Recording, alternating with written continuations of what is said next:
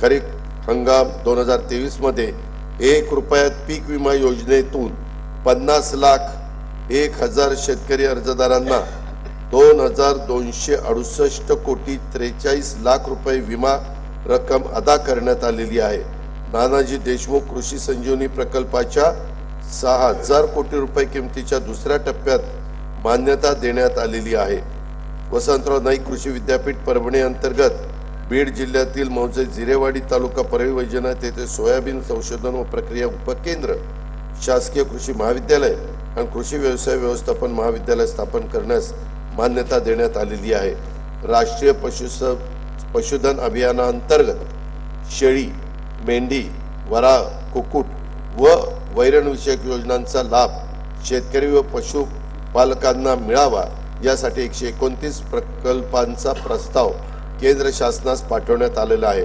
सन 2024-25 या वर्षासाठी कार्यक्रम खर्चाकरता कृषी विभागास 3,650 कोटी, पशुसंवर्धन व दुग्ध विकास आणि मत्स्य व्यवसाय विभागास 555 कोटी आणि फलोत्पादन विभागास 708 कोटी रुपयांचा नियोजित प्रस्तावित आहे। खरीप हंगाम 2023 मध्ये राज्यातील 40 तालुक्यात दुष्काळ व 1,245 महसुली मंडळामध्ये दुष्काळ सदृश्य परिस्थिती जाहीर करून विविध सवलती लागू करण्यात आल्या आहेत। नैसर्गिक आपत्तीमुळे शेती पिकांचे नुकसान झालेल्या 44,82,000 शेतकऱ्यांना 3,825 कोटी रुपयांची रक्कम प्रदान करण्यात आलेली आहे। विविध नैसर्गिक आपत्तीमुळे झालेल्या शेती पिकांच्या नुकसानीकरता जुलै 2022 पासून 12,769 कोटी रुपयांची मदत देण्यात आलेली आहे। सन 2024-25 वर्षासाठी कार्यक्रम खर्चाकरता मदत पुनर्वसन विभागास 668 कोटी रुपयांचा नियोजित प्रस्तावित आहे। राज्यात 259 सिंचन प्रकल्प सध्या प्रगतीपथावर आहेत। त्यापैकी 39 प्रकल्पाची कामे पूर्ण होऊन 2,34,000 हेक्टर जमीन सिंचन क्षमता निर्माण होणार आहे।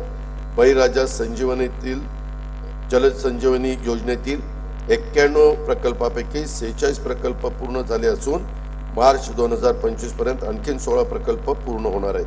कोल्हापूर आणि सांगली जिल्ह्यात पूर व इतर नैसर्गिक आपत्तीमुळे वारंवार होणारे नुकसान टाळण्यासाठी जागतिक बँक सहाय्यता